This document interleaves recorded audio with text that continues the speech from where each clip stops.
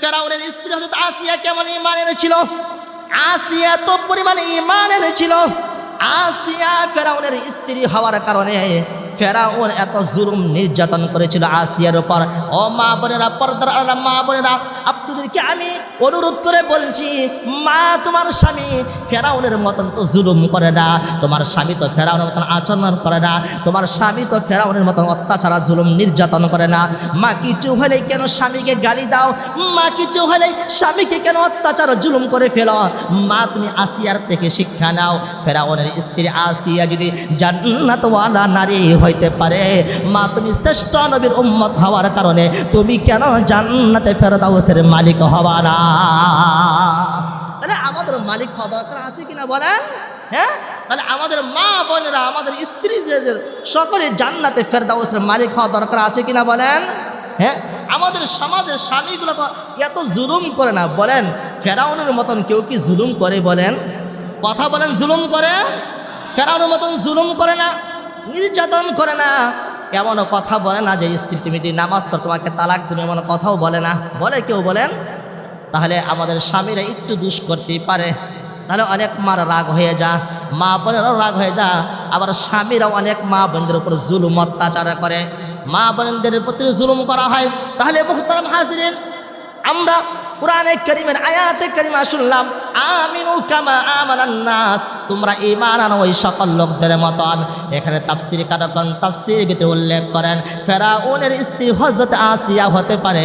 ফেরাউনের স্ত্রী যখন আসিয়ার কথা আল্লাহ তাআলা তাফসীর কারকগণ বলেন, আল্লাহ তাআলা এখানে ফেরাউনের স্ত্রী আসিয়ার কথাও বলতে পারেন।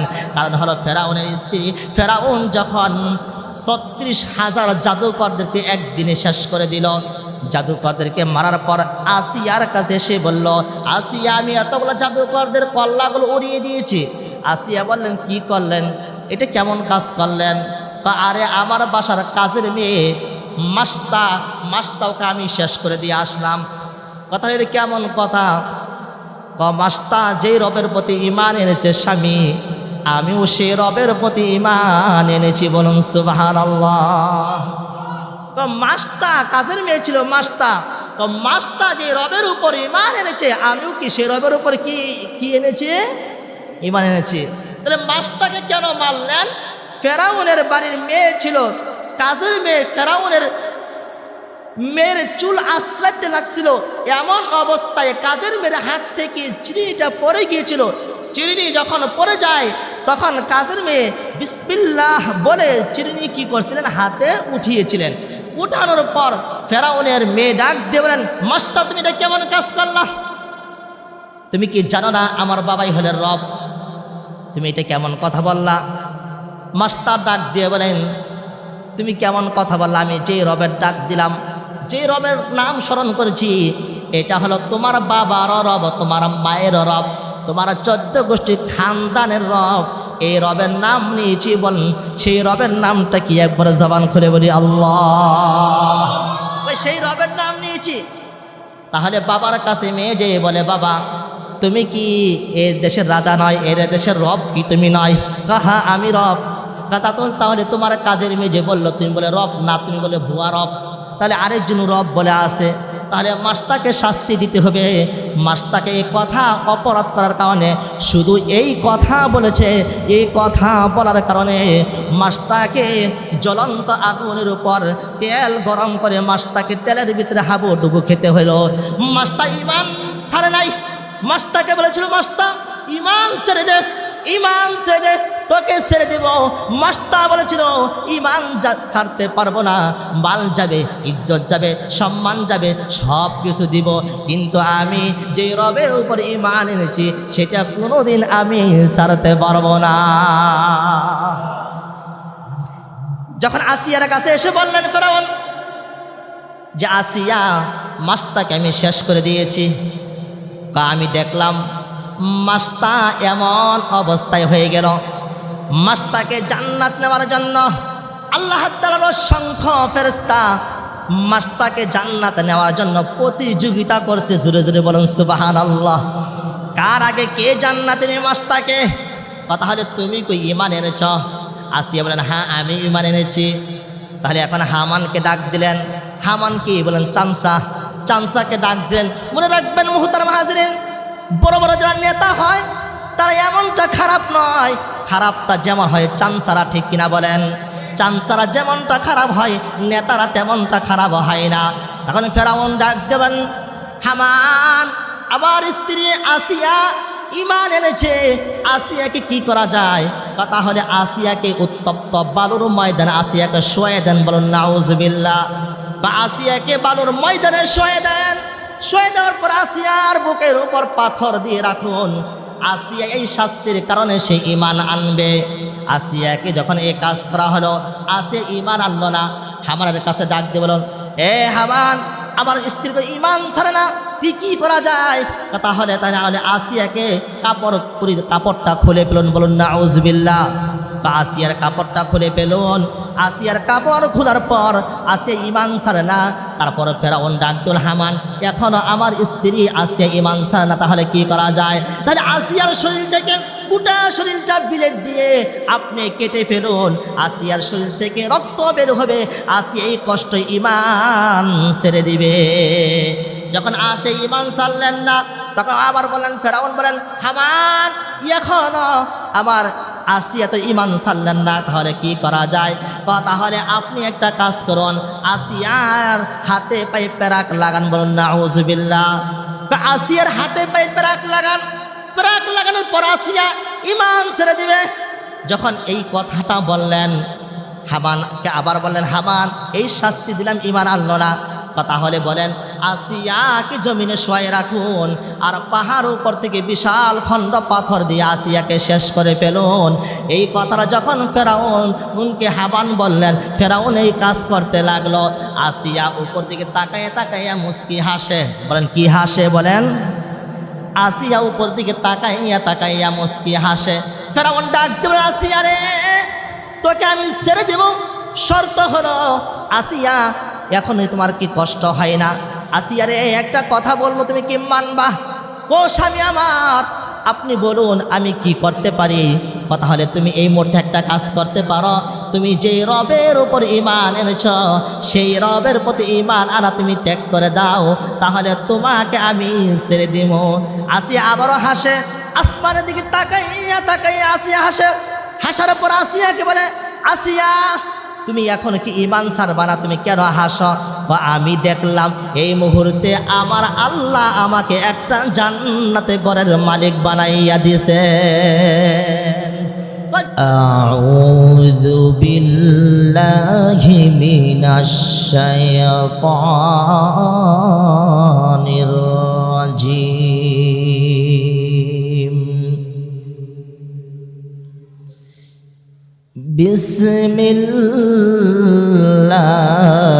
বিসমিল্লাহির রহমানির রহিম।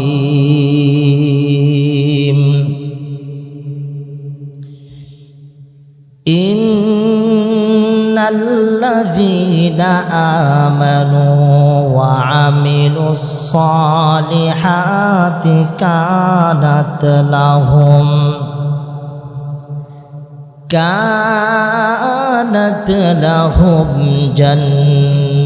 জান্নাতুল ফিরদাউসি নুজুলা।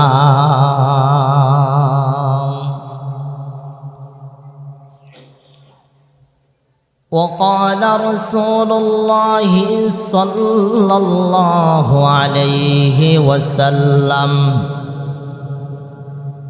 من مات فقد قامت قيامته أو كما قال النبي صلى الله عليه وسلم। সকলে জবান খুলে দুরূদ ইব্রাহিম পড়ি। আল্লাহুম্মা সাল্লি আলা মুহাম্মাদিন ওয়া আলা আলি মুহাম্মাদ কামা সাল্লাইতা আলা ইব্রাহিম ওয়া আলা আলি ইব্রাহিম ইন্নাকা হামিদুম মাজিদ। اللهم বারিক আলা মুহাম্মাদ ওয়া আলা আলি মুহাম্মাদ কামা বারাকতা আলা ইব্রাহিম ওয়া আলা আলি ইব্রাহিম ইন্নাকা হামিদুম মাজিদ। وقال الشاعر حجر में शजर में तेरे रंगे बो जिधर देखता हूँ मौला वदर तो है तो कर दिया जंग उहुद में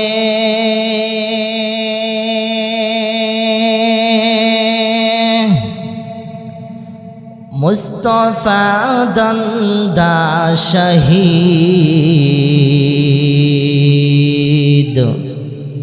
ये शरीअत ये तरीक़त हमको मिलने के लिए ये चमन सहरा भी होगी ये चमन सहारा भी होगी ये खबर बुलबुल को दो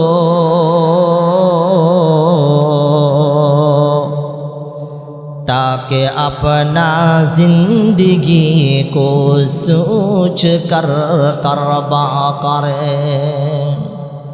अल्हम्दुलिल्लाह মৌরা কবরস্থান কমিটি ও এলাকাবাসীর উদ্যোগে এক বার্ষিক ওয়াজ ও দোয়া মাহফিলের সম্মানিত সভাপতি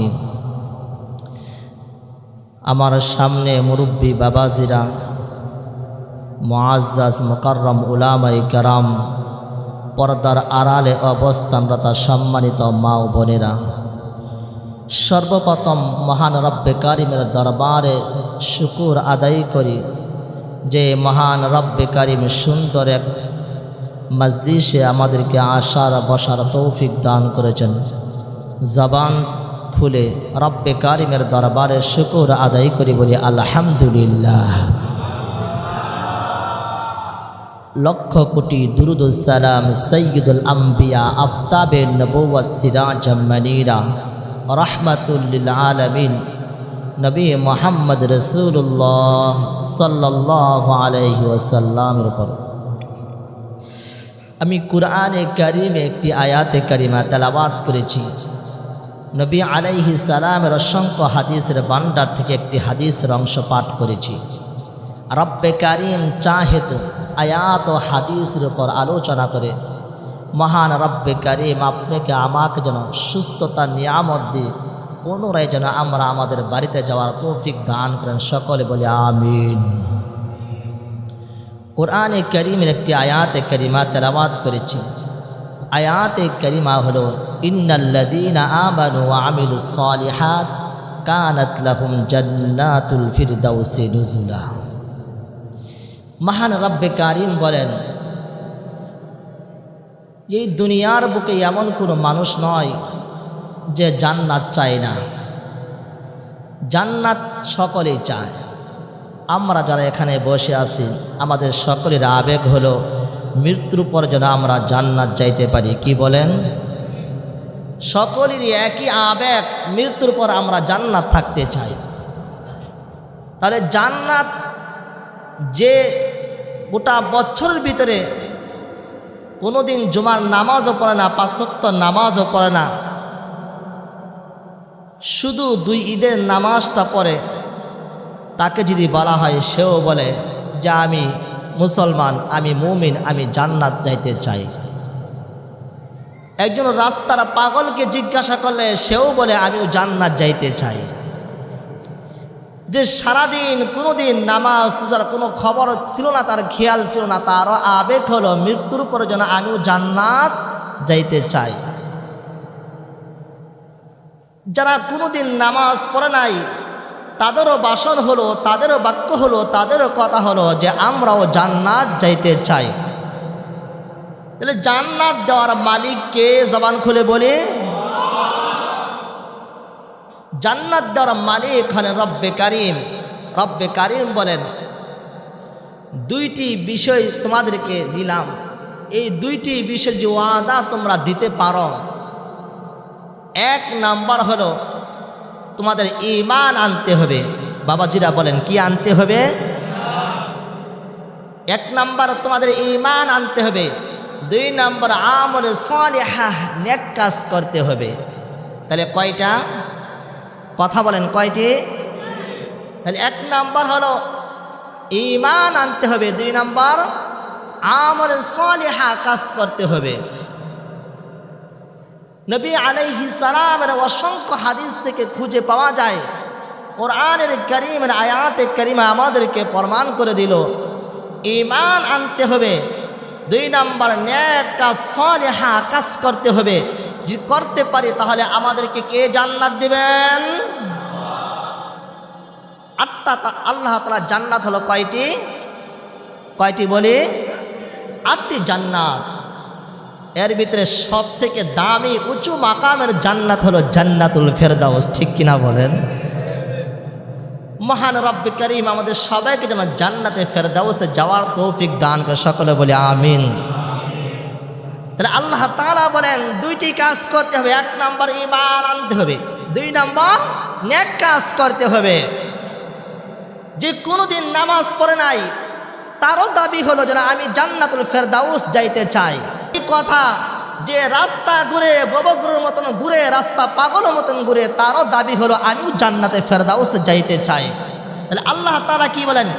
ইন্নাল্লাযীনা আমানু ওয়া আমিলুস সালিহাতি কানাত লাহুম জান্নাতুল ফিরদাউসি নুজুলা।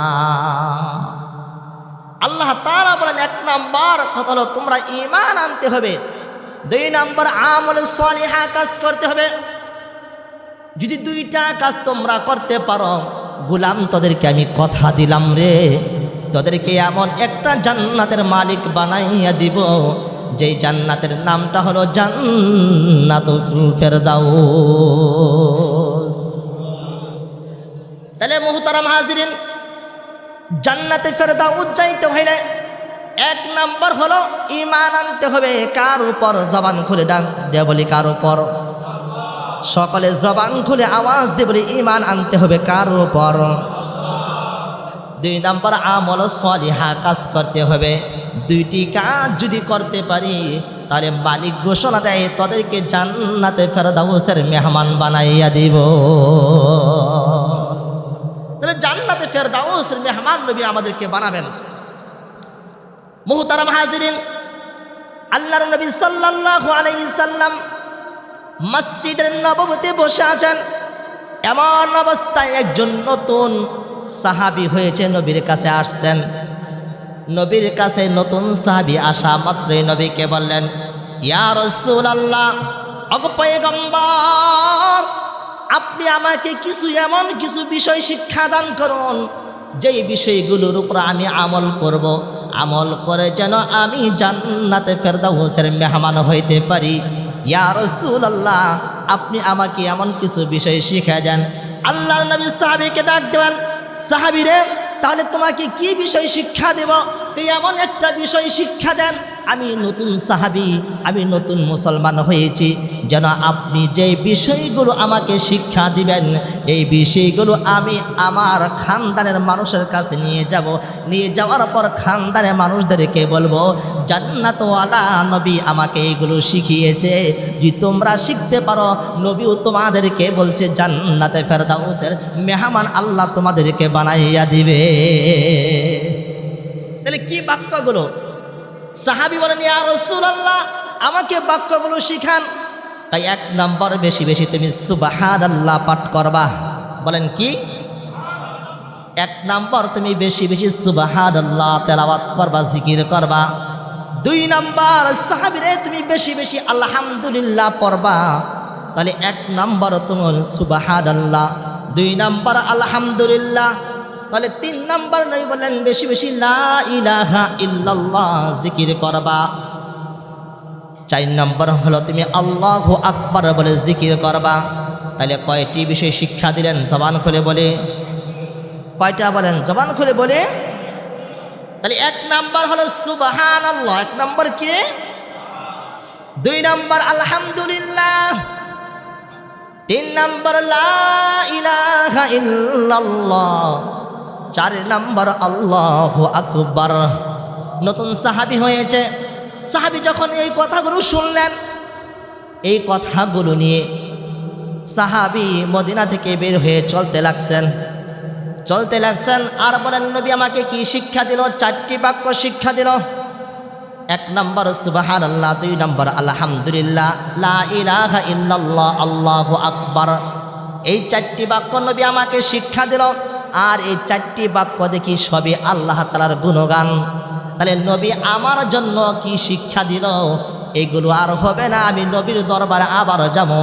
যাওয়ার পর সাহাবী বলেন, ইয়া রাসূলুল্লাহ, আপনি তো 4টা বাক্য আমাকে শিক্ষা দিয়েছেন, 4টা বাক্য আপনি আমাকে শিক্ষা দিয়েছেন, 4টি বাক্য আমি আমার পুত্রের মানুষের কাছে নিয়ে যাব। ইয়া রাসূলুল্লাহ, আপনি আমার নিজের ব্যক্তিগতর জন্য কি বাক্যগুলো শিখাইলেন, এটা আমাকে একবার বলে দেন না ইয়া রাসূলুল্লাহ। ওগো পয়গম্বর, 4টা বাক্য আমি শিখে নিলাম, মুখস্থ করে নিলাম, আমি আমার গোত্রের মানুষদের কাছে এই 4টা বাক্যর দাওয়াত দিয়ে দিব। আর গোত্রের মানুষদেরকে বলবো, জান্নাতওয়ালা নবীজি তোমরা দেখতে চাও, তাড়াতাড়ি জান্নাতওয়ালা নবীকে দেখে নাও। তাহলে নবী কয়টা শিখাইলেন বলেন, কয়টা শিখাইলেন? 4টাতে। 1 নাম্বার কি বল, জবান খুলে বলি, 2 নাম্বার, 3 নাম্বার, 4 নাম্বার। সাহাবী বললেন, ইয়া রাসূলুল্লাহ, সাদাকাত, আপনি সত্য বলেছেন। তাহলে ইয়া নবী আল্লাহ, আপনি আমার জন্য কি শিখাইলেন? সুবহানাল্লাহ, আল্লাহর প্রশংসা, আলহামদুলিল্লাহ, আল্লাহর প্রশংসা, লা ইলাহা ইল্লাল্লাহ, আল্লাহর, আল্লাহু আকবার, আল্লাহর।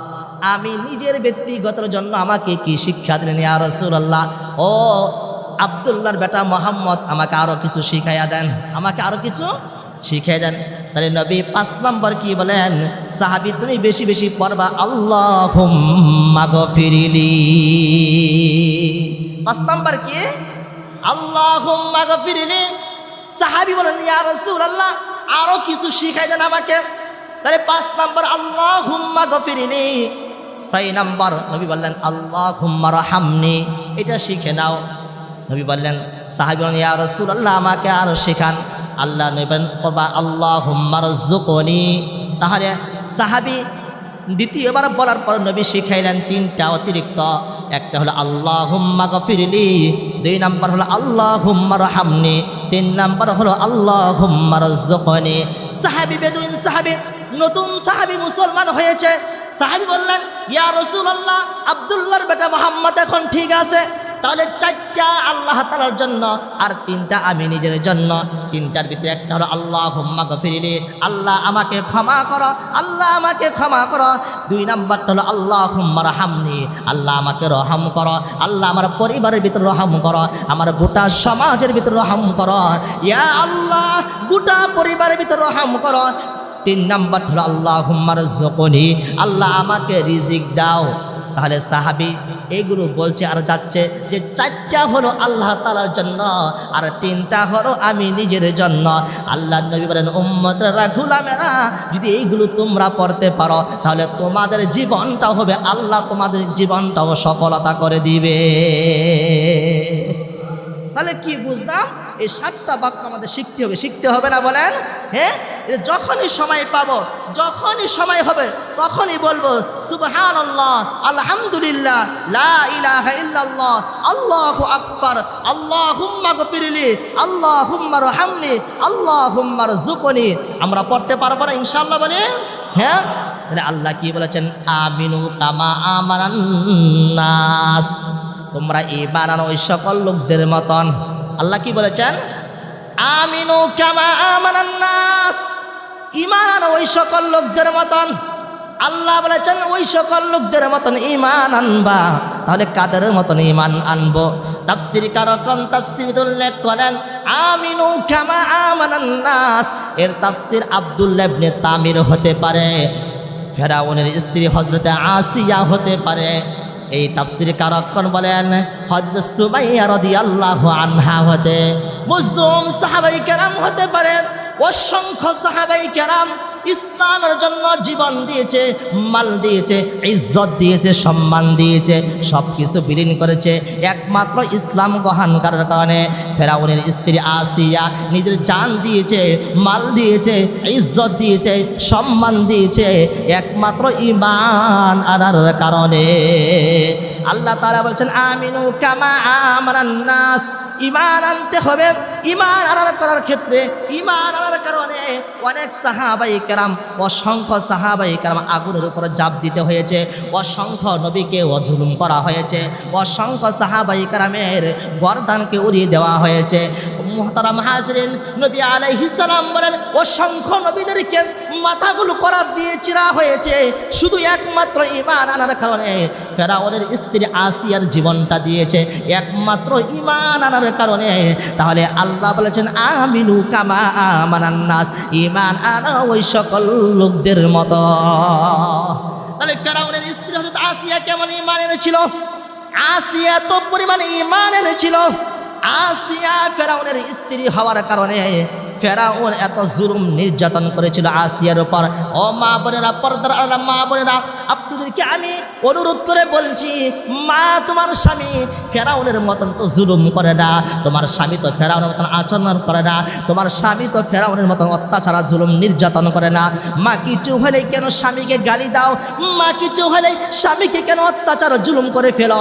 মা তুমি আসিয়ার থেকে শিক্ষা নাও। ফেরাউনের স্ত্রী আসিয়া যদি জান্নাতওয়ালা নারী হইতে পারে, মা তুমি শ্রেষ্ঠ নবীর উম্মত হওয়ার কারণে তুমি কেন জান্নাতে ফেরদাউসের মালিক হবা না?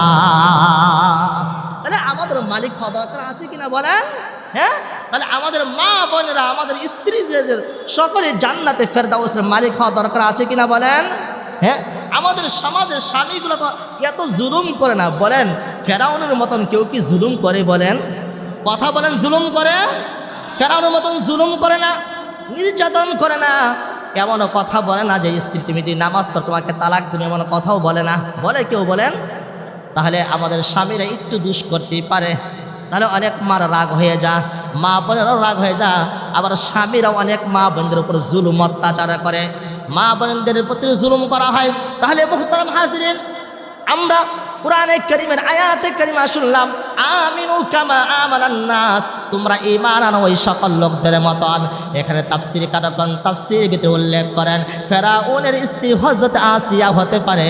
ফেরাউনের স্ত্রী যখন আসিয়ার কথা আল্লাহ তাআলা তাফসীর কারকগণ বলেন, আল্লাহ তাআলা এখানে ফেরাউনের স্ত্রী আসিয়ার কথাও বলতে পারেন।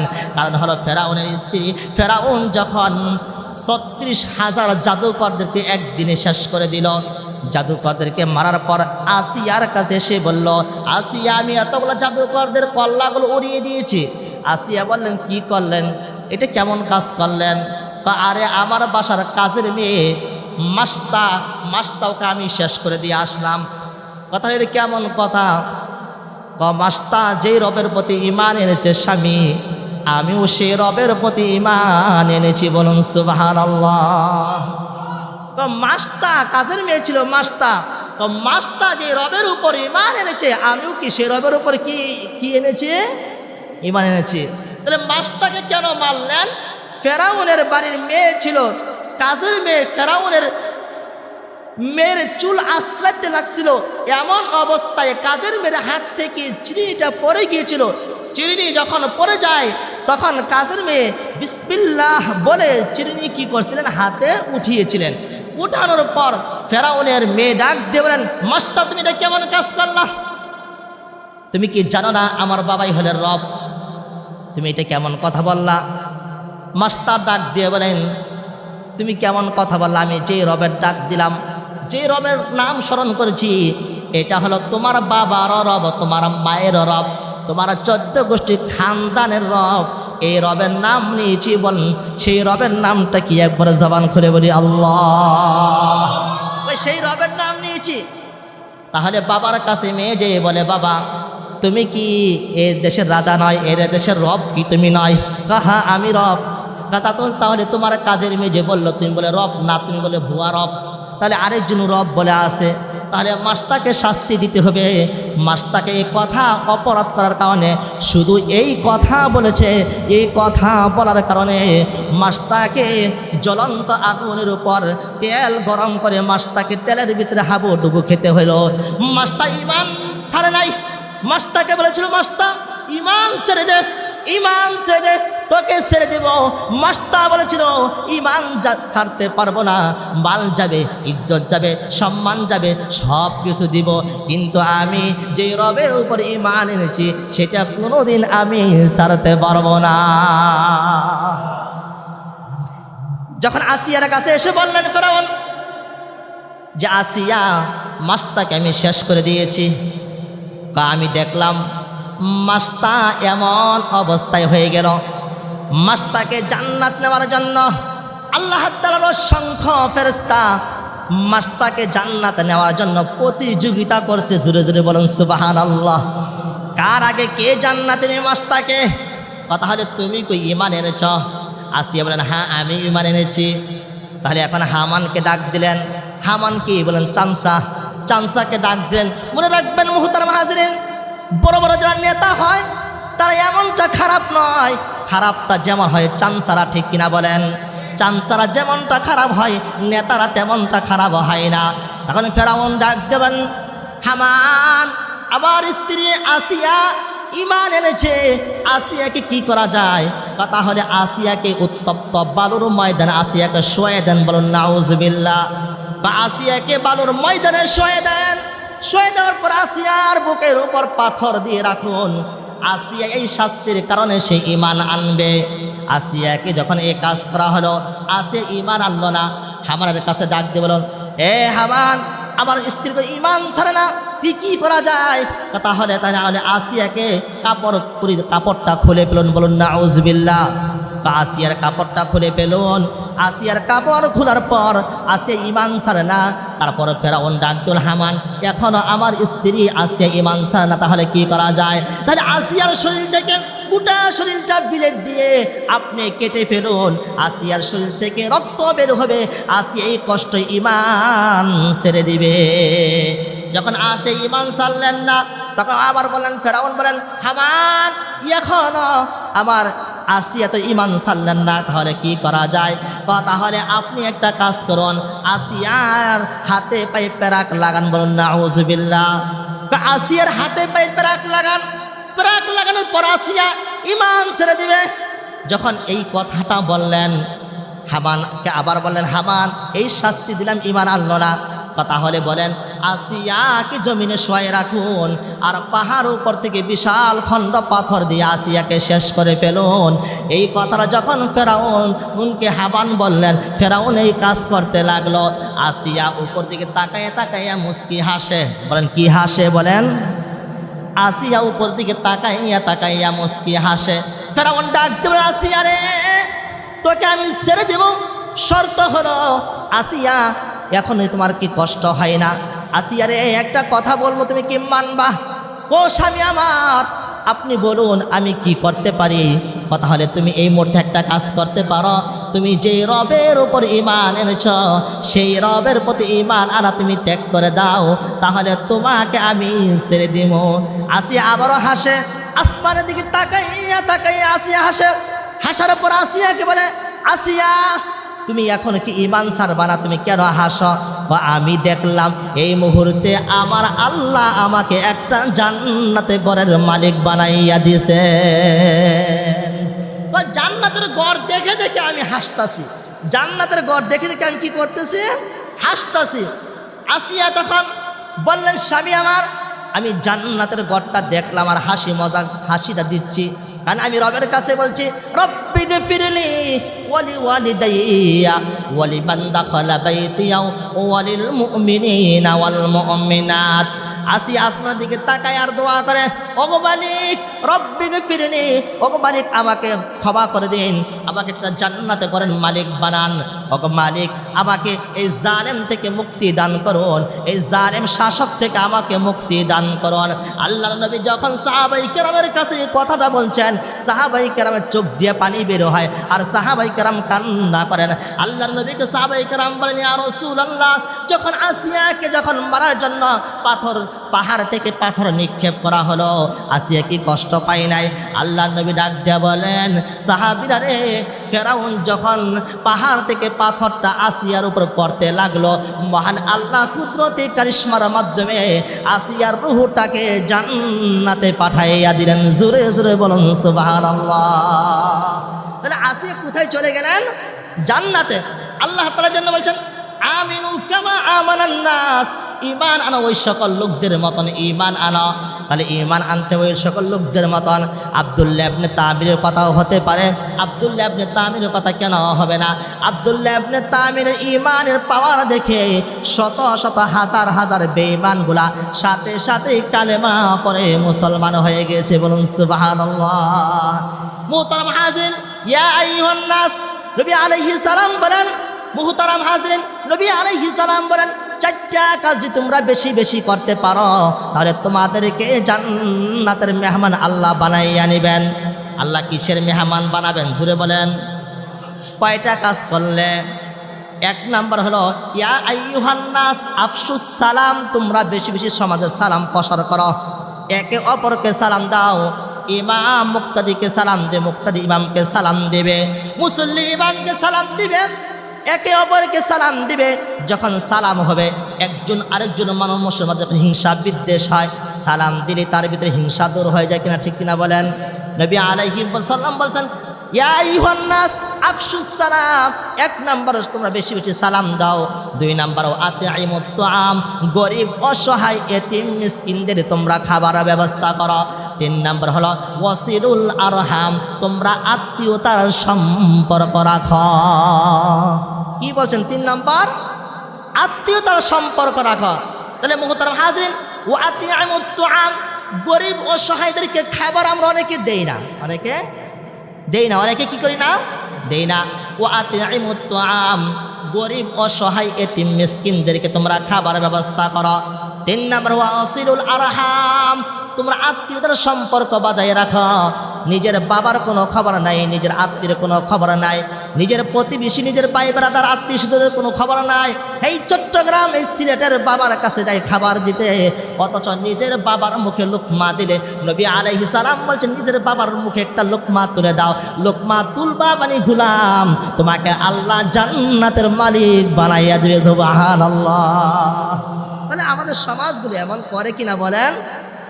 নিজের বাবাকে খাবার দেয় না, নিজের মাকে খাবার দেয় না, নিজের ভাইকে খাবার দেয় না, নিজের বাতিজাদেরকে খাবার দেয় না, নিজের আত্মীয় স্বজনদেরকে খাবার দেয় না, দূরের মানুষের সাথে সম্পর্ক করে তাদেরকে খাবার দেয়, এমনকি জানের পর জান, মালকে মাল সব কিছু বিলীন করে দেয়। এই কিসের বাবার জন্য, কিসের পিসাবের জন্য? কিয়ামতের ময়দানে কেউ কারো আপন হবে না। বলেন, কেউ কারো আপন হবে? বলেন, কথা বলেন, কেউ কারো আপন হবে? কেউ কারো আপন হবে না। নবী সাল্লাল্লাহু আলাইহি সাল্লাম চার নাম্বার বলেন, ওয়াসাল্লুন নাস নিয়ামুন, তোমরা শেষ রাত্রে উঠে উঠে তাহাজ্জুদ নামাজ আদায় করো।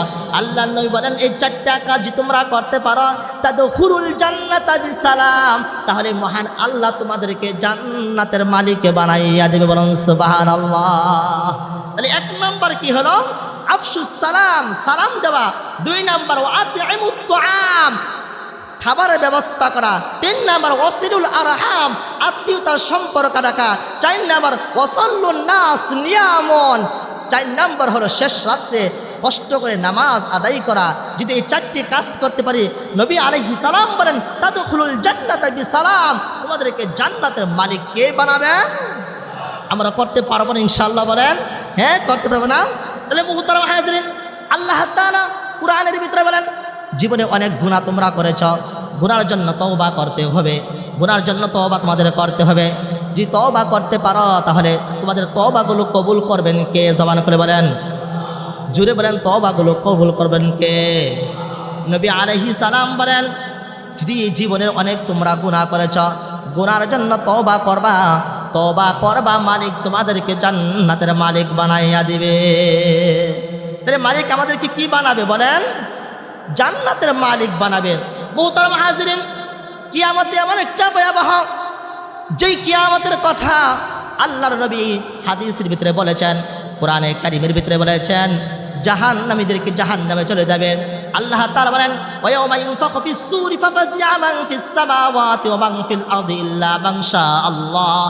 আল্লাহ তাআলা বলেন, কিয়ামতের ময়দান যখন কায়েম হবে, কিয়ামত কায়েম হওয়ার আগে ইসরাফিল আলাইহিস সালামকে সিংহা ফু দেওয়ার দায়িত্ব দেওয়া হয়েছে। বলেন কাকে দায়িত্ব দেওয়া হয়েছে? বলেন জোরে বলেন, কাকে দায়িত্ব দেওয়া হয়েছে? হাদিসের ভাষা, কেউ বলেন সিংহায় 3 বার ফু দেওয়া হবে, কেউ বলেন 2 বার ফু দেওয়া হবে। তাহলে সিংহায় ফু দিলে, প্রথমবার যখন সিংহায় ফু দেওয়া হবে, গোটা পৃথিবীর মানুষগুলো সব শেষ হয়ে যাবে, বড় বড় প্রাসাদ অট্টালিকাগুলো একবারে সমতল হয়ে যাবে। যখন দ্বিতীয়বার যখন সিংহায় ফু দিবে, তখন সমস্ত মানুষগুলো আবার উঠে যাবে। বলেন তো হাসরের ময়দান কোনটা হবে? এইটাই হবে হাসরের ময়দান, এইটাই হবে। আল্লাহ তাআলা বলেন, মা ইয়ালফিযু মিন কাউলিন ইল্লা লাদাইহি রাকিবুন আতীদ। তোমরা যেই কথাই বলো না কেন, তোমাদের কথাগুলো লেখার জন্য নির্ধারিত ফেরেশতা আছে কিনা বলেন? কথা বলেন। আল্লাহ তাআলা বলেন, মা ইয়ালফিযু মিন কাউলিন ইল্লা লাদাইহি রাকিবুন আতীদ। তোমাদের আমলনামা লেখাগুলো, তোমরা যেই কথা বলো না কেন, মুখ দিয়ে যেই কথাটা বের করো, এই কথাটা লেখার জন্য নির্ধারিত ফেরেশতা আছে কিনা বলেন? তাহলে যদি থাকে, তাহলে আল্লাহ নবী আলাইহিস সালাম বলেছেন কিয়ামত হবে, কিয়ামত হবে। হাদিস পড়েছি, মাম্মাতা ফাকাদ কামাত কিয়ামাতুহু। যে যখন মারা যায় তখনই তার কিয়ামত হয়ে যায়, ঠিক কিনা বলেন? যে যখন মারা যায় তখনই তার সে কিয়ামত হয়ে যায়, তখনই তার হিসাব নিকাশ শুরু হয়ে যায়। আল্লাহ নবী বলেন, যে যখন মারা যাবে তার তখনই কিয়ামত হবে। আর কিয়ামত এত ভয়াবহ অবস্থায় হয়ে যাবে, আল্লাহ নবী বলেন জাহান্নামীদেরকে জাহান্নামে দেওয়া হবে। গোটা পৃথিবী যখন সমতল হয়ে যাবে, যখন দ্বিতীয়বার ইসরাফিল সিংহায় ফু দিবে, সিংহায় ইসরাফিল যখন ফু দিবে, ফু দেওয়ার সাথে সাথে গোটা মানুষের রূহটা আল্লাহ তাআলা ফিরিয়ে দিবেন। তখন মানুষের মৃত্যু নামক জিনিসটা আল্লাহ তাআলা উঠাইয়া নেবেন। মৃত্যু কি করবেন? আল্লাহ উঠিয়ে নেবেন, মানুষ আর মরবে না। হাসরের ময়দান হবে, এই জমিনটাই হাসরের ময়দান হবে। এই জমিনটা কি হবে? হাসরের ময়দান হবে। সিংহায় ফু দেওয়ার সাথে সাথে হাসরের ময়দান কায়েম হবে। হাসরের ময়দান 1 বছর নয়, 2 বছর নয় বাবাজি, 1 বছর নয়, 10 বছর নয়, 50,000 বছর হাসরের ময়দানে দাঁড়াইয়া থাকতে হবে। জমিটা তামা তামা হয়ে যাবে, সূর্যটা মাথার 1 দিক উপরে এসে পড়বে, মাথার মগজটা বাতের মারের মতন হাবুডুবু খাবে, আর আমার পেটের নারী গরুগুলো পায়খানার রাস্তা দিয়ে বের হয়ে যাবে। মানুষগুলো কান্না করবেন, কান্না করতে করতে মানুষের চোখ দিয়ে পানি বের হবে না, মানুষের চোখ দিয়ে পানি বের হয়ে শেষ হয়ে যাবে, মানুষের চোখ দিয়ে রক্ত প্রবাহিত হবে, রক্ত বের হবে। মানুষগুলো আফসোস করে কান্না করবে, কান্না করতে করতে এক পর্যায়ে মানুষগুলো দৌড়াদৌড়ি শুরু করবে, আল্লাহর কাছে বলবে, ওগো আল্লাহ বিচারে ফয়সালা করে দাও, বিচারের ফয়সালা করে দাও, তাড়াতাড়ি বিচার হয়ে যাক, ওই জান্নাত যাব না হয় জাহান্নামে যাব। মাবুদ আর দাঁড়ায় থাকতে ভালো লাগে না। 1 বছর নয়, 2 বছর নয়, 50,000 বছর এ হাসরের ময়দানে সকলের দাঁড়াইয়া থাকতে হবে। সাহাবীরা প্রশ্ন করছে, ইয়া রাসূলুল্লাহ, আল্লাহর নবী সাহাবায়ে কেরামকে বলছেন কিয়ামত এত কঠিন হবে, এত ভয়ঙ্কর অবস্থা দাঁড়াবে, সমস্ত মানুষগুলো নিজেকে নিয়ে আফসোস করবে, আফসোস করে মানুষগুলো আফসোস করবে, আফসোস করতে করতে মানুষগুলো নিজের হাতে নিজে কামড়াবে, নিজের হাতে নিজের কামড়ায় শেষ করে দিবে। আল্লাহর কাছে দৌড়ে দৌড়ে বলবে, আল্লাহ তাড়াতাড়ি ফয়সালা করে দাও। আল্লাহ তাআলা ফয়সালা করবেন। আল্লাহ সেদিন গর্জন দিয়ে ডাক দিয়ে বলবেন, লিমানিল মুলকুল ইয়াউম লিল্লাহিল ওয়াহিদিল কাহ্হার। আল্লাহ বলবেন, আজকে রাজত্ব আমার। সেদিন আল্লাহ তাআলা, আল্লাহর গুণ শব্দটা, আল্লাহর রহমতের গুণটা উঠে যাবে। আল্লাহ তাআলা কঠিন হুঙ্কার দিয়ে বলবেন, এই জালেম তোমরা কোথায়? এই নমরুদ কারণ ফেরাউন এদেরকে আল্লাহ তাআলা ডাক দিয়ে বলবেন আজকের রাজত্ব কার, ডাক দিয়ে বলেন আল্লাহ তাআলা যখন এই কথা বলবেন সমস্ত মানুষগুলো কান্নায় ভেঙে পড়বেন, মানুষগুলো দৌড়াতে লাগবে, কি করবেন? একবারে মানুষগুলো দৌড়ে দৌড়াইয়া হযরত আদম আলাইহিস সালামের দরবারে যাবে। আদম আলাইহিস সালামের কাছে যখন যাবেন আদম আলাইহিস সালাম বলবেন আরে আজকে তো আমি বলছি ইয়া নাফসি ইয়া নাফসি, আমি তোমাদেরকে কি সুপারিশ করব? আবার মানুষগুলো দৌড়াইয়া দৌড়াইয়া দৌড়াইয়া নূহ পয়গম্বর আলাইহিস সালামের কাছে যাইবেন। নূহ পয়গম্বর বলবেন আরে আমি আল্লাহকে কি বলবো?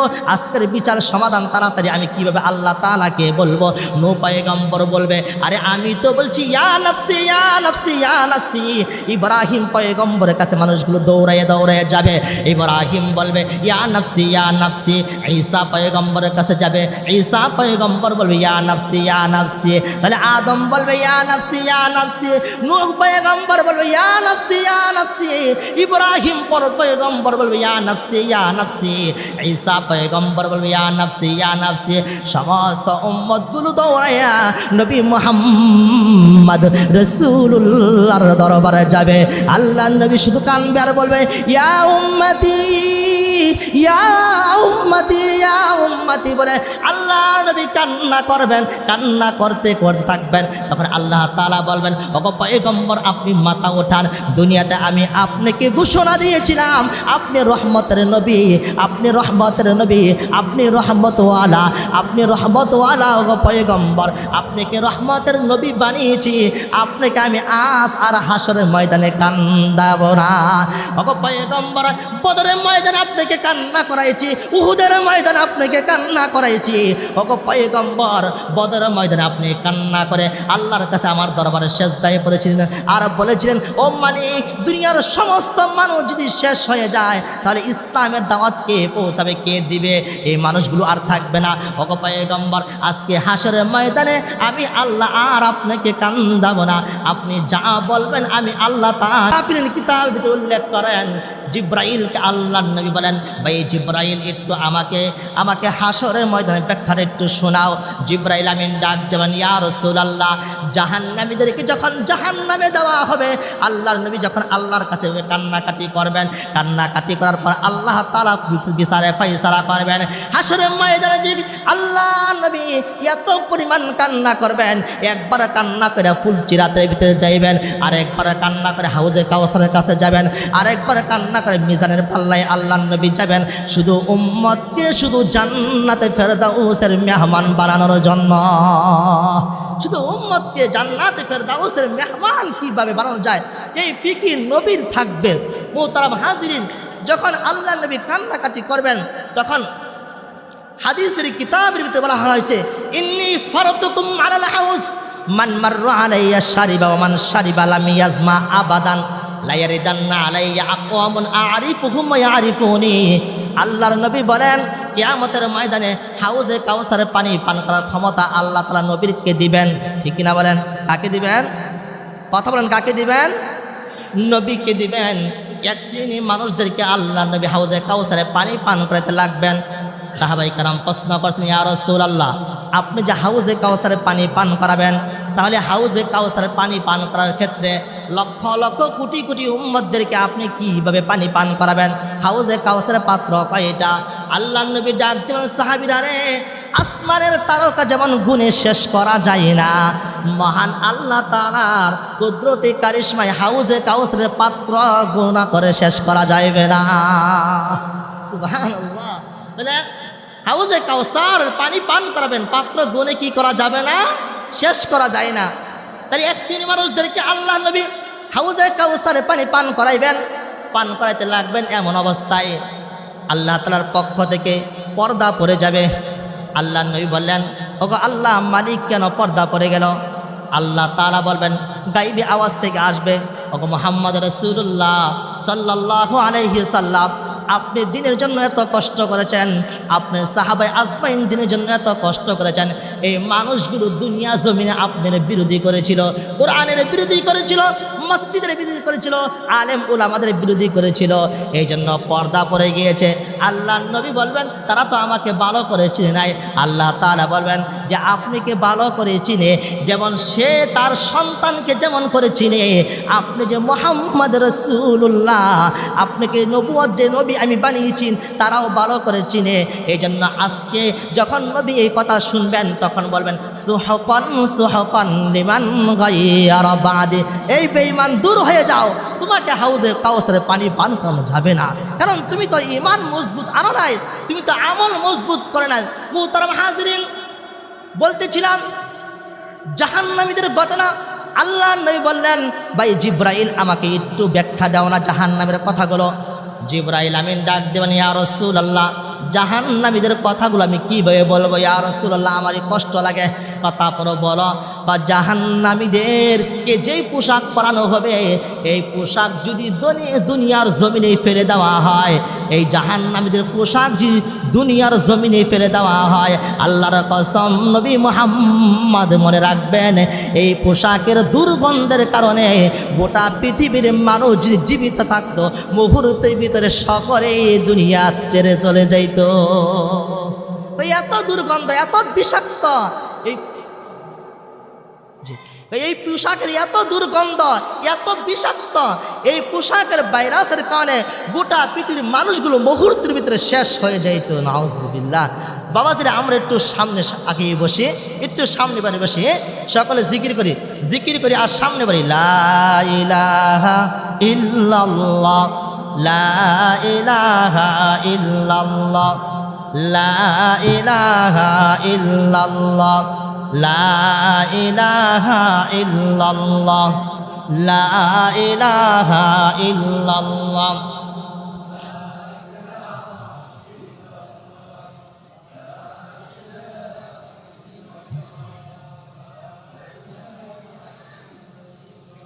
লা ইলাহা ইল্লাল্লাহ, লা ইলাহা ইল্লাল্লাহ, লা ইলাহা ইল্লাল্লাহ, লা ইলাহা ইল্লাল্লাহ।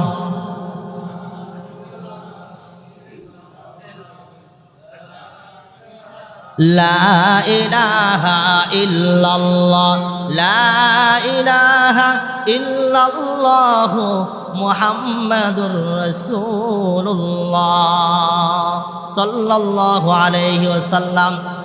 মা বোনেরাও, আপনারাও জায়গাগুলো ফাঁকা ফাঁকা না রাখি, একে অপরের সাথে মিশে বসি, আল্লাহ চাহে তো বরকত দেবে। আমরা সকলে এই জায়গা ফাঁকা রাখবো না, সকলে সামনে সামনে বসবো ইনশাআল্লাহ। তাহলে বলতেছিলাম, জিব্রাইল আমিনকে বলছেন, ভাই জিব্রাইল আমাকে একটু জাহান্নামের ব্যাখ্যাটা শোনাও। জিব্রাইল কি বলছেন, ও ইয়া রাসূলুল্লাহ, তানবীহুল গাফিলিনের ভিতরে আল্লামা সামারকান্দি রাহমাতুল্লাহ আলাইহি তিনি তার কিতাবের ভিতরে উল্লেখ করেন, ভাই ইয়া রাব্বি আল্লাহ, আমি কি শোনাবো, আমার নিজেরই তো কষ্ট লাগে। ভাই একটা শোনাই, জাহান্নামীদের কাপড় যখন দুনিয়াতে ফেলে দেওয়া হবে, এই জাহান্নামী কাপড়ের বিষাক্তর কারণে গোটা পৃথিবীর মানুষগুলো কি করবে, মুহূর্তের ভিতরে শেষ হয়ে যাবে। নাউজুবিল্লাহ। তাহলে মুহতারাম হাজিরিন, এই কবর জিন্দেগি আমরা কেউ আরামে যদি থাকতে চাই, জান্নাত ফলাজি হতে চাই, তাহলে দুনিয়াকে না সাজিয়ে আখিরাতকে আমাদের সাজানো দরকার আছে কিনা? জবান খুলে বলেন। হ্যাঁ, তাহলে আখিরাতকে সাজিয়ে কবর যেন জান্নাতওয়ালা হয়, এই দোয়া আমাদের মালিকের কাছে করতে হবে কিনা বলেন।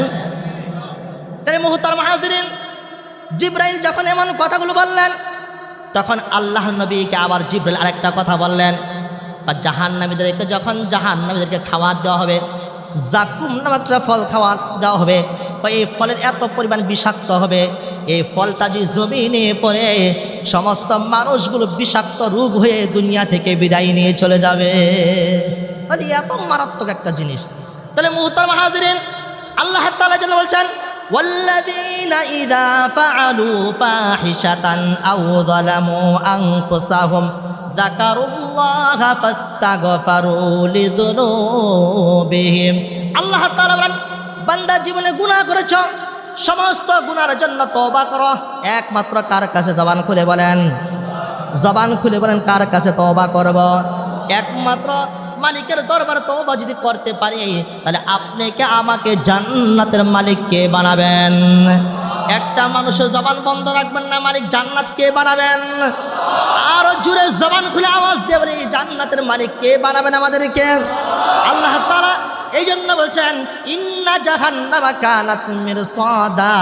আল্লাহর নবী আলাইহিস সালাম বলেন জান্নাতদেরকে জাহান্নামীদেরকে জাহান্নামে দেওয়া হবে, জান্নাতদেরকে জান্নাতে দেওয়া হবে। জাহান্নাম হবে এত ভয়ঙ্কর, এত ভয়ঙ্কর, এত মারাত্মক মারাত্মক। আল্লাহর নবী বলেন মানুষদেরকে যখন দাফন করা হয় কবরটা, কারো কবরটা হবে জান্নাত, কারো হবে জাহান্নাম, কারো কবরটা হবে জান্নাতের বাগান, কারো কবরটা হবে জাহান্নামের গর্ত। তাহলে এই জাহান্নাম থেকে বাঁচার জন্য চেষ্টা করতে হবে কিনা বলেন? তাহলে চেষ্টা করে মালিকের দরবারে তওবা করতে হবে কিনা বলেন? আল্লাহ নবী আলাইহিস সালাম বলেছেন বেশি বেশি তোমরা তওবা করো, ইস্তেগফার পাঠ করো। ইস্তেগফার তোমাদের জীবনের গুনাহগুলো সব সমাধান করতে পারে। মালিকের দরবারে যখন ইস্তেগফার পাঠ করবা, ইস্তেগফার পাঠ করার কারণে মালিক তোমাদেরকে জান্নাতের মালিক বানাইয়া দিবে। আল্লাহ নবী আলাইহিস সালাম বলেন, হাদিসের ভাষায় বলেন, তাফসীর কারণ তাফসীর ভিতরে বলেন আল্লাহ তাআলা বলেন বান্দা তোমাদের যদি জীবনে গুনাহ না হইতো, তোমাদের জীবনে যদি গুনাহ না হইতো তাহলে তোমাদের বাড়িতে যে যে মহান আল্লাহ রহমতের ফেরেশতা যে সালাম দিয়ে মুসাফা করতো। তোমরা তো গুনাহ করেছ, গুনাহ করার কারণে তোমাদের বাড়িতে রহমতের ফেরেশতা যায় না, যে তোমাদেরকে সালাম মুসাফা করতে পারে না। আজ তোমরা নেককার হতা, পরহেজগার হইতা, তাহলে তোমাদের বাড়িতে যাইতেন, যাওয়ার পর তোমাদের সাথে মুসাফা করে তোমাদেরকে দুয়ার বরকত দিয়ে আসতেন। সুবহানাল্লাহ। তাহলে আল্লাহ তাআলা বলেন যখন জাহান্নামীদেরকে জাহান্নামে দেওয়া হবে, জাহান্নামীদেরকে জাহান্নাম ধরার জন্য সবসময় টার্গেট করে থাকবেন, বসে থাকবেন, উত পেতে বসে থাকবে। জাহান্নামীরা জাহান্নামীদেরকে ধরার জন্য উত পেতে বসে থাকবেন। কিভাবে বসে থাকবেন? আল্লাহ বলেন ইন্না জাহান্নামা কানাত মিরসাদা। জাহান্নামীদেরকে ধরার জন্য জাহান্নাম কি করবেন? সবসময় উত পেতে বসে থাকবেন। কয়দিন পর্যন্ত কাদের জন্য বসে থাকবেন? কোরআন ডাক দিয়ে বলেন লিত্তাগিনা মাআবা।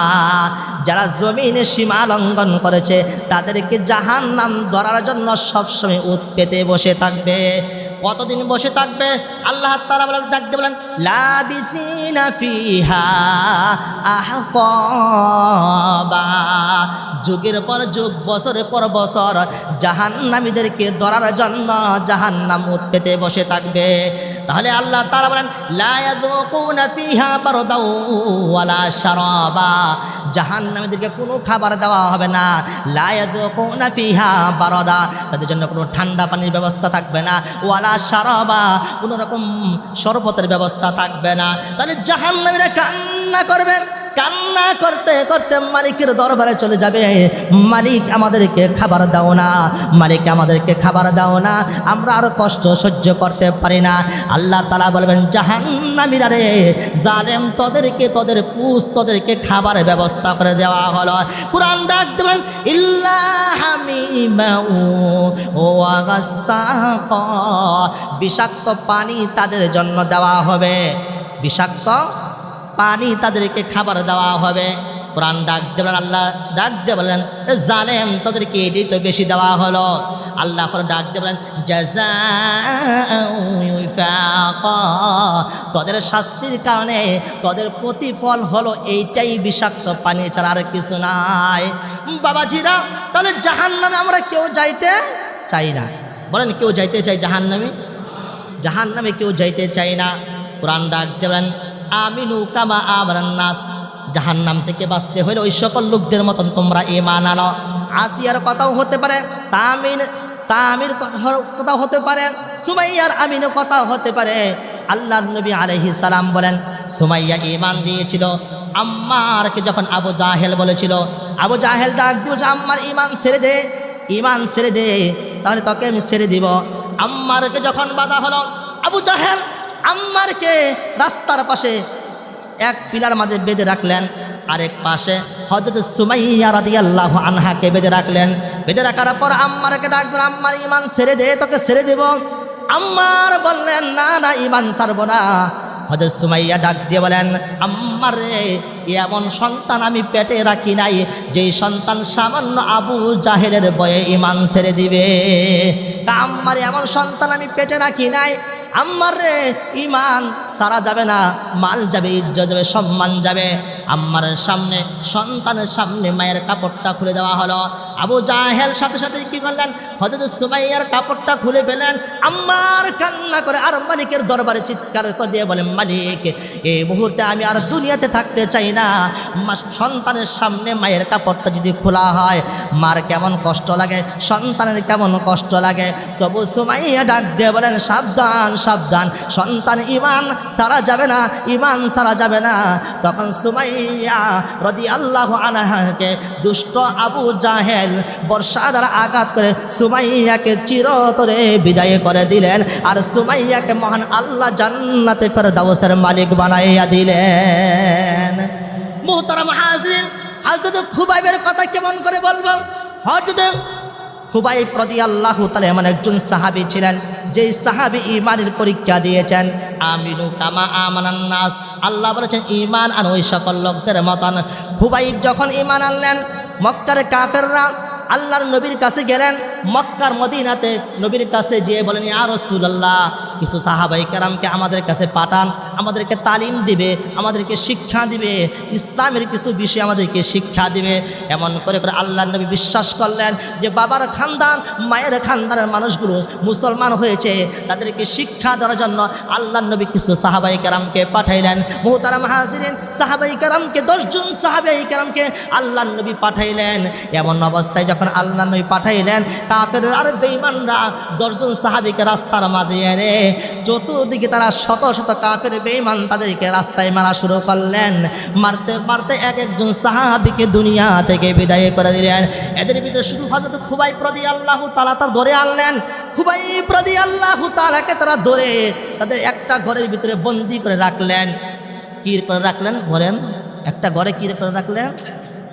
একটা ঘরের ভিতরে বন্দি করে রাখলেন। হযরত খুবাইব রাদিয়াল্লাহু তাআলাকে খাবার দেয় না।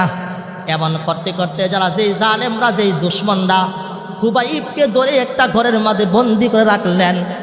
বন্দি করে রাখার পর ওদেরই একটা বাচ্চা খেলতে খেলতে, খেলাধুলা করতে করতে হযরত খুবাইব রাদিয়াল্লাহু তাআলার কাছে চলে গেছে। খুবাইব রাদিয়াল্লাহু তাআলার কোলে বসে রয়েছে। আর হযরত খুবাইব রাদিয়াল্লাহু তাআলা বলছিলেন যে আমি আমার নখগুলো, আমার মুছগুলো, পশমগুলো পরিষ্কার করব, আমাকে একটা দাঁড়ালো একটা কি খুর দাও। তখন এই সাহাবীকে খুর দেওয়া হলো, দাঁড়ালো একটা খুর দেওয়া হলো। আর বাচ্চাটা কুলের উপর বসে আছে, আর দাঁড়ালো খুরটা বাচ্চার হাতে রয়েছে। দূর থেকে নারী দেখে বলে, হাই হাই, খুবাইবের হাতে আমার বাচ্চা, তাহলে তো আমার বাচ্চাও শেষ, আমার বাচ্চাও শেষ। খুবাইব ডাক দেবেন, নারী জাতি, ও নারী জাতি, মনে রাখবা আমরা তো মুসলমান, আমরা তো ঈমান এনেছি। ঈমান আনার কারণে তোমাদেরকে বলে দিলাম, দুর্বল ব্যক্তিদের উপর আমরা কোনোদিন আঘাত করি না। মুসলমান কোনো দুর্বল ব্যক্তির উপর আঘাত করে বলেন? হ্যাঁ, মুসলমান কোনো দুর্বল ব্যক্তির উপর আঘাত করে না। নারীর উপর আমরা আঘাত করি না। তুমি ভয় পাইও না বোন, তুমি কোনো রকম ভয় পাইও না। তোমার বাচ্চাকে আমি আদর সোহাগ দিচ্ছি। মহিলা ডাকতে বলেন, মহিলা মাঝে মাঝে ফুকি দিয়া বিভিন্ন ধরনের ফাঁকা দিয়ে দেখেন যে খুবাইব কি করে। খুবাইবকে এমন কিছু কিছু জান্নাতের নিয়ামত ফল খাওয়ানো হচ্ছে, এমন জান্নাতের নিয়ামত খাওয়ানো হচ্ছে। আরবের যখন কোনো ফলের কোনো সিজন ছিল না, সিজন সারা যেই ফল, এই ফলটাই দেখি খুবাইবকে কে জানি খাবার ব্যবস্থা করে দে। কে খাওয়ায়? জোরে বলেন, কে খাওয়ায়? তো যেই ফল মক্কার মদিনা কোনো জায়গায় খুঁজে পাওয়া যায় না, এই ফলকে খুবাইবকে আমি খেতে দেখেছি। মহিলা চিৎকার করে বলেন যে এ হলো সত্যবাদী একজন সাহাবী, এই সাহাবীকে তোমরা কেউ মারিও না। হযরত খুবাইব রাদিয়াল্লাহু তাআলা, শেষ পর্যন্ত খুবাইবকে ডাক দেওয়া হলো। খুবাইবকে বলা হলো, এই খুবাইব, তোমার শেষ ইচ্ছা কি?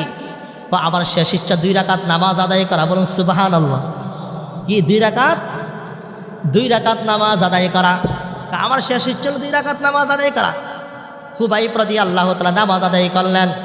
তাড়াতাড়ি নামাজটা শেষ করে আবার চলে আসলেন। কাফের বেঈমানরা জিজ্ঞাসা করে, ও খুবাইব, তুমি কেন নামাজটা তাড়াতাড়ি পড়লা? নামাজটা কেন তাড়াতাড়ি পড়লা? তো তুমি কি আমাদের মৃত্যুর ভয়ে তাড়াতাড়ি নামাজ পড়লা? খুবাইব ডাক দিলেন, জানেন, মনে রাখিও আমি কোনো মৃত্যুকে ভয় পাই না, মৃত্যুর জন্য সবসময় প্রস্তুত থাকি। আমি এই জন্য তাড়াতাড়ি নামাজ আদায় করলাম যেন কোনো কাফের বেঈমান যেন এই কথা বলতে না পারে খুবাইব মৃত্যুর ভয়ের কারণে নামাজটা লম্বা কেরাত দিয়ে পড়ছে, এই কথা যেন কেউ বলতে না পারে।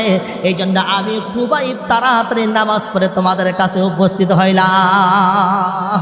আমি খুবাইব মৃত্যুকে ভয় করি না, আমি খুবাইব মৃত্যুকে কোনো রকম ভয় করি না। তাহলে কি তোমার শেষ ইচ্ছা হলো 2 রাকাত নামাজ আদায় করে আসলাম। আসার পর খুবাইবকে শুলির ভিতরে চড়ানো হলো। মুহতারাম হাজিরিন বাবাজিরা লক্ষ্য করেন, খুবাইবকে যখন শুলির ভিতরে চড়ানো হলো, খুবাইবের হাতে প্যারাক লাগানো হলো, খুবাইবের হাতে প্যারাক লাগানো হলো, পায়ের মাঝে প্যারাক লাগানো হলো, পিঠের মাঝে প্যারাক লাগানো হলো। আর মা বোনেরা খেয়াল করুন, আপনারা যে মুরব্বা বানান, মুরব্বা বানানোর সময় কাটা চামিচ দিয়ে বা কাটা দিয়ে মুরব্বাকে বারবার আঘাত করা হয় কিনা বলেন, কথা বলেন তো? মুরব্বাকে বারবার আঘাত করা হয়, মুরব্বাকে বারবার যখন কাটা চামিচ দিয়ে আঘাত করা হয়, কাটা দিয়ে আঘাত করা হয়। খুবাইবকে বারবার বারবার কাটা দিয়ে আঘাত করা হচ্ছে। খুবাইব কান্না করে, খুবাইব কান্না করতে করতে করতে খুবাইবের চোখ দিয়ে পানি পড়ে, আরো কান্না করে, মালিক রে, ইমানের জন্য এত পরিমাণ পরীক্ষা দিলাম, এখন আমার শরীরের উপর কাটা চামিচ দিয়ে কাটা দিয়ে আঘাত করেছে। খুবাইবের শরীর থেকে রক্ত পড়ে, খুবাইব কান্না করেন, কান্না করেন মালিককে বলেন, মালিক শুধু তোমাকে খুশি করতে চাই, তোমার জান্নাতের ওয়ালা সার্টিফিকেট আমি পেতে চাই, ও মালিক আমাকে মাফ করে দাও, আমি তবু ইমান ছাড়ব না। খুবাইব রাদিয়াল্লাহু তাআলাকে কাটা দিয়ে যখন আঘাত করা হচ্ছে, আর খুবাইবকে ডাক দিলেন, খুবাইব রে। মুহতারাম হাজিরিন বাবাজিরা, এই হাদিসটা বুখারীর riwayতের ভিতরে আসছে। আল্লাহর নবী হাদিসটা বর্ণনা করতে গিয়ে সাহাবায়ে কেরামের মাঝে কান্না করেছেন। আর সাহাবায়ে কেরাম এত পরিমাণ কান্না করেছেন, যারা শুনে তারাও কান্না করে। কারণটা হলো ইমানের পরীক্ষা দিলেন, ইমানের পরীক্ষা এমন করে দিলেন, ইমানের পরীক্ষা দেওয়ার কারণে সাহাবায়ে কেরামের ভিতরে এমন করে ইমানের জজবা হয়ে গেল। খুবাইবের ভিতরে যখন কাটা দিতে আঘাত করা হলো, শরীর থেকে রক্ত পড়ছে আর খুবাইব কান্না করছে। এমন অবস্থায় আল্লাহ নবী বলতে যে কান্না করেন, খুবাইব যখন এমন করে শাস্তি দেওয়া হলো, আল্লাহর কাছে খুবাইব দোয়া করলেন, ও মালিক, ও মালিক, এই আওয়াজটা তুমি মদিনাতে নবী মুহাম্মদ রাসূলুল্লাহর কাছে পৌঁছাইয়া দাও, নবীর দরবারে পৌঁছাইয়া দাও, নবী যেন শুনে, নবী যেন দেখে আমি খুবাইব ইসলামের জন্য কি পরিমাণ কষ্ট করেছি। মালিক গো, আর সহ্য হয় না, মালিক কি অপরাধ করলাম, শুধু ঈমান আনার কারণে অপরাধ হলো, এই ঈমান আনার কারণে আমাকে বেঈমানদের এত শাস্তি দিল। খুবাইবের শরীর থেকে যখন রক্ত বের হলো, খুবাইব তখন ঈমান ছাড়ে না, আর কাফের বেঈমানরা ডাক দিল, খুবাইব রে, তোকে ছেড়ে দিব, শুধু একটা শর্তের কারণে তোকে আর আঘাত করবো না। খুবাইব বলেন, কি শর্ত? ও শর্ত একটা হলো, তুই এই মুহূর্তের ভিতরে নবী মুহাম্মদ রাসূলুল্লাহ আব্দুল্লাহর বেটা মুহাম্মদ রাসূলুল্লাহকে একটা গালি দাও, একটা যদি গালি দিতে পারো তোমাকে আর শাস্তি দেব না। খুবাইব ডাক দেবেন, বেঈমান, আমার জীবন যাবে, আমার মাল যাবে, ইজ্জত যাবে, সম্মান যাবে, সব কিছু বিলীন হবে। যে আল্লাহর প্রতি ঈমান এনেছি, আমি জীবন যাব, কোনোদিন ঈমান আমি ছাড়ব না। কাফের বেঈমানরা যখন শুলির ভিতরে চড়ানো হলো, খুবাইব রাদিয়াল্লাহু তাআলাকে এমন করে দুনিয়া থেকে বিদায় করে দেওয়া হলো। কাফের বেঈমানরা চিন্তা ভাবনা করলো, খুবাইবের লাশকে মক্কার গলিতে গলিতে ঘোরানো হবে, গলিতে গলিতে ঘুরিয়ে ঘুরিয়ে মক্কার গলিতে গলিতে খুবাইবকে বেইজ্জতি করা হবে। তখন আল্লাহ তাআলা, নবী আলাইহিস সালাম বলেন, আল্লাহ তাআলা খুবাইবের লাশকে এমন করে হেফাজত করেছেন, খুবাইব লাশকে আল্লাহ তাআলা হেফাজত করার কারণে এক শ্রেণীর বিষাক্ত পানি আল্লাহ তাআলা পাঠিয়ে দিলেন। আপনারা কি বেঙ্গুল ছিলেন? হ্যাঁ, বেঙ্গুলকে আল্লাহ তাআলা পাঠাইয়া দিলেন। যখন কাফের বেঈমানরা লাশটা আনতে যায়, আর ছুরি থেকে নামানোর জন্য যায়, তখন এই বেঙ্গুলগুলো তাদেরকে ধরে, তখন লাশ তারা নিতে পারে না। সাহাবায়ে কেরাম বলেন, এই হাদিস যিনি রিওয়ায়াত করেছেন তিনি বলেন, 40 দিন পর খুবাইবের লাশটা যখন ছুরি থেকে নামানো হলো, সাহাবায়ে কেরাম বলেন, খুবাইবের লাশটা যখন নামানো হলো, আর দেখলাম খুবাইবের শরীর থেকে তাজা রক্তগুলো বের হচ্ছে, বলুন সুবহানাল্লাহ। তাহলে মুহতারাম হাজিরিন, এই খুবাইব কি ঈমানের পরীক্ষা দেয় কি দেয় নাই বলেন? ঈমানের পরীক্ষা দিয়েছেন। খুবাইবকে জান্নাত কে দিবেন? এই জন্য আল্লাহ বলছেন, আমিনু কামা আমানান নাস, তোমরা ঈমান আনো সকল লোকদের মতন। বান্দা জীবনে গুনাহ করেছো, গুনার জন্য ক্ষমা চাও, ক্ষমা করে দিবেন কে বলেন? ক্ষমা করতেন আল্লাহ তাআলা। এই জন্য সাদ বিন আবি ওয়াক্কাস আরেকজন সাহাবী, তিনিও ইমানি পরীক্ষা দিয়েছেন। তিনি কেমন করে ইমানি পরীক্ষা দিয়েছেন? সাদ বিন আবি ওয়াক্কাস রাদিয়াল্লাহু তাআলা দাজলা নদী পার হবেন, এমন অবস্থায় আফ্রিকার এই পাশ থেকে ওই পাশে আসবেন। সাহাবাই কারামদেরকে বললেন যে তাহলে তোমরা কি ইসলাম কি নদীর এই পাশেই রাখবা নাকি ওই পাশে নিবা? সমস্ত সাহাবাই কেরাম বললেন আমরা ইসলাম শুধু নদীর এই পাশে রাখতে চাই না, ওই পাশেও নিতে চাই। তাহলে কি করা যায়? বা দাজলা নদী পার হতে হবে। আর জালেম বাদশা যখন জানলেন হযরত সাদ বিন আবি ওয়াক্কাস রাদিয়াল্লাহু তাআলা সমস্ত সাহাবাই কেরামকে নিয়ে যখন দাজলা নদী পার হবেন, নদী পার হওয়ার সাথে সাথে তারা এই পারে ইসলামকে কায়েম করে ফেলবেন। ইসলাম যখন তারা করতে ফেলবেন তখন আমাদের আর রাজত্ব থাকবে না।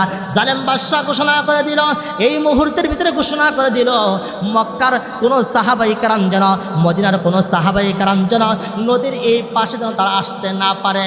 এই কথা বলার পর যখন সাদ বিন আবি ওয়াক্কাস যখন এই কথাগুলো জানতে পারলেন যে আমরা নদীর ওই পারে যাব, কোনো স্টিমার, কোনো জাহাজ, কোনো নৌকার ব্যবস্থা নাই, তাহলে কি করা যায়?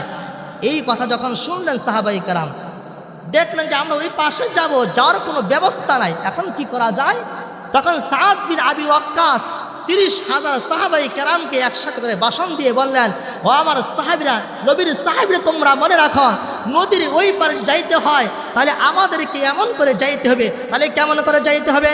সাদ বিন আবি ওয়াক্কাস আসমানের দিকে হাত উঠাইলেন, হাত উঠাইয়া বলেন মালিক মুসা পয়গম্বরদেরকে, মুসা পয়গম্বর উম্মতদেরকে, মুসা পয়গম্বরকে মারার জন্য যখন ফেরাউন দাওয়া করেছিল, আর ফেরাউন থেকে বাঁচার জন্য, ফেরাউনের হাত থেকে মুক্তি দেওয়ার জন্য মুসা পয়গম্বরকে তুমি নীল সাগর উপর, নদীর উপর একটা রাস্তা বানাইয়া দিছ, তোমার পয়গম্বর পার হয়ে গেছে। ওগো মালিক, আমরা তো তোমার হাবিবুল্লাহর উম্মত, রহমত ওয়ালা নবীর উম্মত, তাহলে তুমি আমাদের জন্য আলাদা কোনো ব্যবস্থা করতে পারো না? এই কথা সাদ বিন আবি ওয়াক্কাস আসমানের দিকে দোয়া করলেন।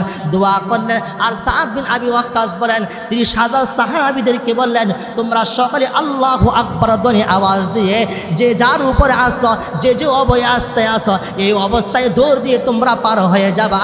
যখন সাদ বিন আবি ওয়াক্কাস 30,000 সাহাবীকে আল্লাহু আকবার ধ্বনি আওয়াজ দিয়ে মুহূর্তের ভিতরে মাঝে নদীর ওই পারে চলে গেলেন। সুবহানাল্লাহ। মুহূর্তের ভিতরে নদীর ওই পারে চলে গেলেন। চলে যাওয়ার পর কিছু কাফের চলে গেল, কিছু কাফের দাঁড়িয়ে আছে। সাদ বিন আবি ওয়াক্কাস বলেন তাহলে তোমরা দাঁড়িয়ে আছো কেন? বা আমরা দাঁড়িয়ে দাঁড়িয়ে দেখলাম যে এমন একটা দৃশ্য দেখলাম যে বালুর ময়দানের উপর যখন ঘোড়া চলে, ঘোড়া চলার অবস্থায় যখন ঘোড়ার পা থেকে যখন বালুটা আসমানে আকাশের উপরে উড়তে থাকে, আর দেখলাম খোদার কসম দিয়ে দেখলাম তোমরা যখন 30,000 সাহাবী যখন নদী পার হতে লাগলা, দেখলাম নদীর নিচ থেকে ঘোড়ার পা থেকে বালুগুলো দেখলাম আসমানের উপর উঠতে লাগছে। বলুন সুবহানাল্লাহ। সবচেয়ে মজার ঘটনা হলো একজন সাহাবী, সে নদীর ভিতরে পড়ে আছে, উঠে না, নদীর ভিতরেই বসে আছে, উঠে না। এখন সাদ বিন আবি ওয়াক্কাস ডাক দিয়ে বলেন, এই তুমি তাড়াতাড়ি উঠো না কেন? সেনাপতি দাঁড়াও, আমার একটা কথা আছে। কি কথা? আমার একটা কথা আছে, আমার একটা ঘোড়ার ভিতরে একটা পানির মস্ক ছিল, পানির মস্ক চিনেন? কয়েকটা পানির বোতল ছিল, পানির মস্ক ছিল, এটা যদি আমাকে না উঠাইয়া দাও, পানিতে পড়ে গিয়েছে, এটা যদি না উঠাইয়া দাও আমি সামান্য পরিমাণে এক কদম সামনে বাড়বো না। সেনাপতি ডাক দিয়ে বলেন তুমি এসে পড়ো, এটা কেমন কোনো পাত্র না। না না, তুমি দোয়া করো, মালিক ব্যবস্থা করে দেবে। সাদ বিন আবি ওয়াক্কাস দোয়া করলেন।